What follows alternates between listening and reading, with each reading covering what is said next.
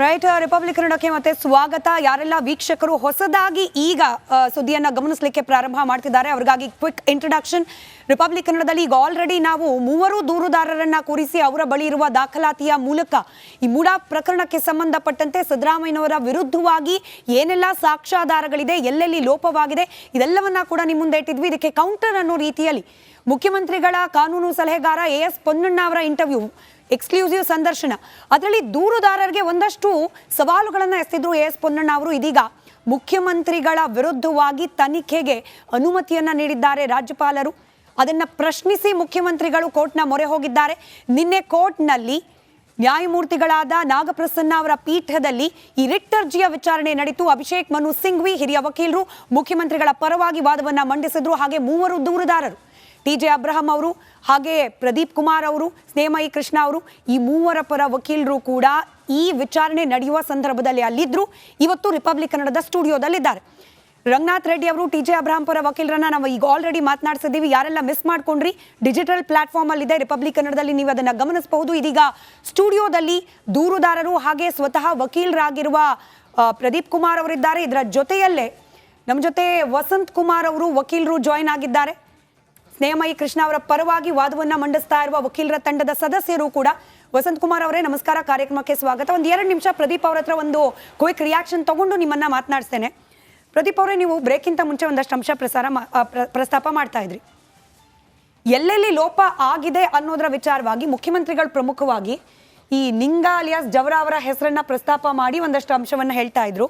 ನನ್ನ ಹತ್ರ 2 ಡಾಕ್ಯುಮೆಂಟ್ಸ್ ಇದೆ. ಒಂದು ಇದರಲ್ಲಿ 1968ನೇ ಇಸ್ವಿಯಲ್ಲಿ ಈ ವಿವಾದಕ್ಕೇನು ಕಾರಣವಾಗಿದೆ ಕೆಸರೆ ಗ್ರಾಮ, ಆಗಿನ ಕೆಸರೆ ಗ್ರಾಮ, ಅದಾದ್ಮೇಲೆ ದೇವನೂರು ಬಡಾವಣೆ, ಆ ಜಾಗ ಇನ್ನು ಮುಖ್ಯಮಂತ್ರಿಗಳ ಪತ್ನಿಯ ಹೆಸರಲ್ಲಿತ್ತು, ಅದನ್ನು ಕಳ್ಕೊಂಡ್ರು ಮೂಡಾಕೆ, ಅದಾದ್ಮೇಲೆ ಕಾಂಪನ್ಸೇಷನ್ ಕೇಳಿದ್ರು ಅಂತ ಹೇಳಿ ಆ ಜಾಗಕ್ಕೆ ಸಂಬಂಧಪಟ್ಟ ಡಾಕ್ಯುಮೆಂಟ್ ಇದು.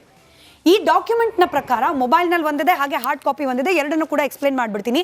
1968ರಲ್ಲೇನೆ ಈ ಜಮೀನಿನ ಮೂಲ ಮಾಲೀಕರಾದ ನಿಂಗಾ ಅಲಿಯಾಸ್ ಜವರಾ ಅವರು, ಅಂದ್ರೆ ಅವರ ಹತ್ರ ಇದ್ದ ಮಾಲೀಕತ್ವವನ್ನ ಅವರ ಮಕ್ಕಳಿಗೆ ವರ್ಗಾವಣೆ ಮಾಡಲಾಗಿರುತ್ತೆ. 1968ರಲ್ಲೇನೆ ನಿಂಗಾ ಅಲಿಯಾಸ್ ಜವರಾ ಅವರು ಮೃತಪಟ್ಟಿದ್ದಾರೆ ಅನ್ನೋದಕ್ಕೆ ಈ ಡಾಕ್ಯುಮೆಂಟ್, ಮೊಬೈಲ್ ನಲ್ಲಿರುವ ಡಾಕ್ಯುಮೆಂಟ್, ಮುಂದಿನ ಹಂತದಲ್ಲಿ ಅದನ್ನ ನಾವು ಪ್ರಸಾರ ಕೂಡ ಮಾಡ್ತೀವಿ. ರಿಜಿಸ್ಟರ್ಡ್ ಡಾಕ್ಯುಮೆಂಟ್ ಇದು, ಅಂದ್ರೆ ಖಾಲಿ ಪೇಪರ್ ಮೇಲೆ ಇರೋದಲ್ಲ, ಸೀಲು ಸಹಿ ಎಲ್ಲವೂ ಇರುವಂತಹ, ಹಾಗೆ ಡೇಟ್ ಕೂಡ ಸ್ಪೆಸಿಫಿಕ್ ಆಗಿರುವಂತಹ ಡಾಕ್ಯುಮೆಂಟ್ ಇದು. 1968ರಲ್ಲೇನೆ ನಿಂಗಾ ಅಲಿಯಾಸ್ ಜವರಾ ಮೃತಪಟ್ಟಿದ್ದಾರೆ ಅನ್ನೋದನ್ನ ಈ ಡಾಕ್ಯುಮೆಂಟ್ ಎಸ್ಟಾಬ್ಲಿಷ್ ಮಾಡ್ತಾ ಇದೆ. ಆದ್ರೆ ಡಿನೋಟಿಫಿಕೇಶನ್ ಆಗುತ್ತೆ, ಇದೇ ಭೂಮಿ ಡಿನೋಟಿಫಿಕೇಶನ್ ಆಗುತ್ತೆ 1998ರಲ್ಲಿ. ಆಗ ಡಿನೋಟಿಫೈ ಆಗಿರೋದು ಯಾರ ಹೆಸರಲ್ಲಿ? ಮೃತಪಟ್ಟಿರುವ ನಿಂಗಾ ಅಲಿಯಾಸ್ ಜವರಾ ಅವರ ಹೆಸರಲ್ಲಿ. ಇಲ್ಲಿದೆ, ಬಹಳ ಚಿಕ್ಕದಾಗಿದೆ, ಅಕ್ಷರಗಳು ಕಾಣಿಸುತ್ತೋ ಇಲ್ಲೋ ಗೊತ್ತಿಲ್ಲ. ನಿಂಗಾ ಉರ್ಫ್ ಜವರಾ ಅವರ ಹೆಸರಲ್ಲಿ ಈ ಭೂಮಿಯನ್ನ ಏನು ಮೂಡಾ ಸ್ವಾಧೀನ ಪಡಿಸ್ಕೊಂಡಿತ್ತು ಅದನ್ನ ವಾಪಸ್ ಕೊಟ್ಟಿದ್ದೀವಿ ಅನ್ನೋದಕ್ಕೆ ಮೂಡಾದಿಂದ ಹೊರಡಿಸಲಾಗಿರುವ ಪತ್ರ ಇದು. ಮೃತಪಟ್ಟಿರುವ ವ್ಯಕ್ತಿಯ ಹೆಸರಲ್ಲಿ ಡಿನೋಟಿಫಿಕೇಶನ್ ಆಗಿದೆ. ಎಷ್ಟು ಮುಖ್ಯ ಪ್ರದೀಪ್ ಅವರೇ ಈ ದಾಖಲಾತಿ? ನೀವು ಅವತ್ತು ಪತ್ರಕರ್ತರು ಅವ್ರನ್ನ ಪ್ರಶ್ನೆ ಮಾಡಿದಾಗ ಮುಖ್ಯಮಂತ್ರಿಗಳು ಯಾವಾಗ ಸತ್ರು ನಿಂಗಾ ಅಲಿಯಾಸ್ ಜವರಾ ಅಂತ ಕೇಳಿದ್ದಕ್ಕೆ ಸರಿಯಾದ ಸ್ಪಷ್ಟವಾದ ಉತ್ತರವನ್ನ ಕೊಡುವಲ್ಲಿ ಮುಖ್ಯಮಂತ್ರಿಗಳು ತಪ್ಪಿಸ್ಕೊಂಡ್ರು. ಅದನ್ನೇ ಹೇಳಿದ್ದು, ನೀವು ಸಿದ್ದರಾಮಯ್ಯನವರು ಎಲ್ಲಿ ಇನ್ವಾಲ್ವ್ಮೆಂಟ್ ಆಗಿದ್ದಾರೆ ಅಂದ್ರೆ ಇಲ್ಲೇ ಇನ್ವಾಲ್ವ್ಮೆಂಟ್ ಆಗಿರೋದು, ಡೈರೆಕ್ಟ್ ಇನ್ವಾಲ್ವ್ಮೆಂಟ್. ಯಾಕೆಂದ್ರೆ is the member of the MUDA, is the in-charge minister of Mysuru, is the deputy chief minister, is the denotified. ಇವ್ರ ಪರ್ಸನಲ್ ನಾಲೆಡ್ಜ್ ಇದೆ ಇದ್ರ ಬಗ್ಗೆ. ಈ ಫೈಲ್ನ ಸಂಪೂರ್ಣ ಮಾಹಿತಿ ಇದೆ. ಇಲ್ಲಿ ಏನು ಅರ್ಜಿ ಹಾಕಿದ್ರು ಅಂತ ಹೇಳ್ತಾ ಇವಲ್ಲ ಜವರಾ ಅಲಿಯಾಸ್ ನಿಂಗಾ, ಆ ಅರ್ಜಿನೇ ಹಾಕಿಲ್ಲ. That is a fake on behalf of ಸತ್ತೋಗಿರೋನ ಹೆಸರಲ್ಲಿ ಫೇಕ್ ಸಬ್ಜೆಕ್ಟ್, ಫೇಕ್ ಅಪ್ಲಿಕೇಶನ್ನ ಇವರೇ ಕ್ರಿಯೇಟ್ ಮಾಡಿ, ಅದು ಸಿದ್ದರಾಮಯ್ಯನವ್ರು ಇರ್ಬೋದು, ಅವರ ಕುಟುಂಬದವ್ರು ಇರ್ಬೋದು, ಯಾರಾದರೂ ಇರ್ಬೋದು, ಆ ಅಪ್ಲಿಕೇಶನ್ಗೆ ಹಾಕಿ ಇವ್ರ ಕೈಲಿ ಮಾಡಿಸಿದ್ದಾರೆ. ಇವರು ಅದ್ರ ಬಗ್ಗೆ ಅಫಿಡವಿಟ್ ಆಗಲಿ ಇನ್ನೊಂದಾಗಲಿ ತೆಗೆದುಕೊಳ್ಳದೇನೆ ಮಾಡಿದ್ದಾರೆ ಅಂತಂದ್ರೆ ಇದ್ರ ಪರ್ಸನಲ್ ಇನ್ವಾಲ್ವ್ಮೆಂಟ್ ಇದೆ. ಇವ್ರ ಇನ್ವಾಲ್ವ್ಮೆಂಟ್ ಇರೋದ್ರಿಂದನೇ ಆ ಡಿನೋಟಿಫೈಡ್ ಆಗಿರೋದು. ಹಂಗಾಗಿ ಇದರಲ್ಲಿ ಸಿದ್ದರಾಮಯ್ಯನವರ ನೇರ ಪಾತ್ರ ಇದೆ, ನೇರವಾದ ಪಾತ್ರ ಇದೆ. ಇಲ್ಲಿ ಪಾರ್ವತಮ್ಮನವ್ರ ಹೆಸರು ನೋಡಿ, ನೀವು ಆಮೇಲೆ ಇನ್ನೊಂದು ಹೇಳಿದ್ರಿ, ಇಲ್ಲಿ ಡಿನೋಟಿಫೈಡ್ ಆಯ್ತಾ. 2003ರಲ್ಲಿ ಈ ಪ್ರಾಪರ್ಟಿ ಡೆವಲಪ್ಮೆಂಟ್ ಆಗಿ 19 ಜನ ಸೈಟ್ ಅಲಾಟ್ಮೆಂಟ್ ಆಗಿ 2003ರಲ್ಲಿ 4 ಜನರಿಗೆ ಸೇಲ್ ಡೀಡ್ ಆಗಿದೆ. 2003 ಇವ್ರು ತಗೊಂಡಿರೋದು 2004. 2003 4 ಜನಕ್ಕೆ 60-40 ಸೈಟ್ ಅಲಾಟ್ಮೆಂಟ್ ಆಗಿದೆ ಇದೇ ಪ್ರಾಪರ್ಟಿನಲ್ಲಿ. ಅಲಾಟ್ ಆದ್ಮೇಲೆ ಹೆಂಗೆ ಕೃಷಿ ಭೂಮಿ ಎಂದು ರಿಜಿಸ್ಟರ್ ಮಾಡ್ಕೊತಾರೆ ಹೇಳಿ? ನಿಮ್ ಅದ್ರ ಬಗ್ಗೆ ಡಾಕ್ಯುಮೆಂಟ್ ನಾವು ಕೊಟ್ಟಿದೀವಿ. 19 ಸೈಟ್ ಟೋಟಲ್ ಈ ಜಾಗದಲ್ಲಿ, ಈ ಏನ್ 3 ಎಕರೆ 19 ಗುಂಟೆ ಇದೆಯಲ್ಲ, ಈ ಜಾಗದಲ್ಲಿ ಆಗಿರ್ತಕ್ಕಂಥ ಸೈಟು 19. ಅದರಲ್ಲಿ 2003 4 ಸೈಟ್ ರಿಜಿಸ್ಟರ್ ಆಗಿದೆ. ಅವ್ರು different site they are in position, they are enjoy the property. ಆ ಮೂಮೆಂಟ್ ಅಲ್ಲಿ 2004 ಕೃಷಿ ಅಂತ ಸೋಡಿ ಇವ್ರು ರಿಜಿಸ್ಟರ್ ಮಾಡಿಸ್ಕೊತಾರೆ ಅಂದ್ರೆ ದಟ್ ಈಸ್ ನಾನು ಇದೇ ಪ್ರಶ್ನೆಯನ್ನ ಹಿಂದೆ ರಂಗನಾಥ್ ರೆಡ್ಡಿ ಅವರು ಬಂದಾಗ್ಲೂ ಕೇಳಿದೆ. ಅಂದ್ರೆ ಮುಖ್ಯಮಂತ್ರಿಗಳ ಸಂಬಂಧಿಕರು ಅಂದ್ರೆ ಅವರ ಪತ್ನಿಯ ಸಹೋದರನ ಕೈಗೆ ಬರುವಾಗ ಕೃಷಿ ಭೂಮಿ ಅಂತ ಇಲ್ಲ, ಸಾಧ್ಯನೇ ಇಲ್ಲ. That is already established. Layout was form, park was form, road was constructed, everything is over. ಅಲ್ಲಿ ಕೃಷಿಯನ್ನ ಯಾವ ಕುರುಹೂ ಇಲ್ಲ.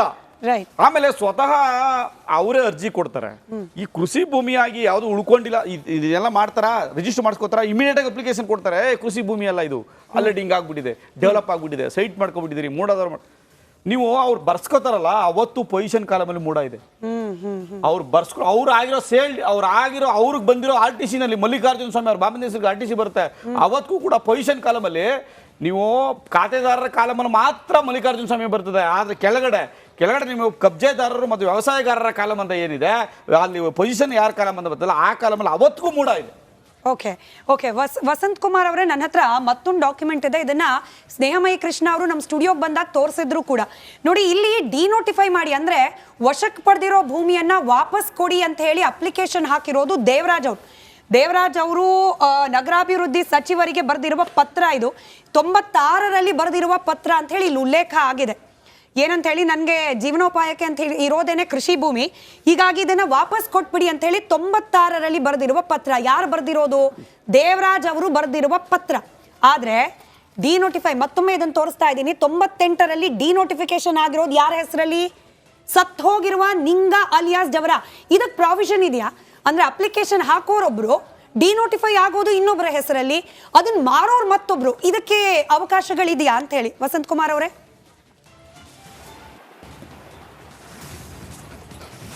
ಇಲ್ಲ, ಏನಾಗುತ್ತೆ ಮೇಡಮ್, ಈಗ ನಮ್ಮ ದೂರುದಾರರು ಸ್ನೇಹಮಯಿ ಕೃಷ್ಣ ಅವರು ತಮ್ಮ ಸ್ಟುಡಿಯೋದಲ್ಲಿ ಕೊಟ್ಟಿರೋ ದಾಖಲಾತಿ ಪ್ರಕಾರ 1996 ದೇವರಾಜ್ ಅವರು ಏನು ಆ ಸಂದರ್ಭದಲ್ಲಿದ್ದಂಥ ನಗರಾಭಿವೃದ್ಧಿ ಸಚಿವರ ಗಮನಕ್ಕೆ ಒಂದು ಪತ್ರವನ್ನು ಬರೀತಾರೆ. ಏನಪ್ಪಾ ಅಂದ್ರೆ, ನಾನು ಒಬ್ಬ ರೈತ, ನನಗೆ ಈ ಕೃಷಿ ಭೂಮಿಯನ್ನ ಬಿಟ್ರೆ ಜೀವನೋಪಾಯಕ್ಕೆ ಬೇರೆ ಯಾವುದೇ ಆಧಾರ ಇಲ್ಲ. ಹಾಗಾಗಿ ಈ ಭೂಮಿಯನ್ನ ಮೂಡಾಗೆ ಡಿನೋಟಿಫಿಕೇಶನ್ ಮಾಡೋದು ಬೇಡ, ನನಗೆ ಜೀವನೋಪಾಯಕ್ಕೆ ಇದನ್ನ ಬಿಟ್ಬಿಡಿ ಅಂತೇಳಿ ದೇವರಾಜ್ ಪತ್ರ ಬರೀತಾನೆ. ಇಲ್ಲಿ ಒಂದು ಸೂಕ್ಷ್ಮ ಗಮನಿಸಬೇಕಾದ ಏನಪ್ಪ ವಿಷಯ ಅಂದ್ರೆ, ದೇವರಾಜ್ ಅವ್ರಿಗೆ ಅಲ್ಲಿ ಲ್ಯಾಂಡ್ ಅಲ್ಲಿ ರೈಟ್ಸೇ ಇಲ್ಲ.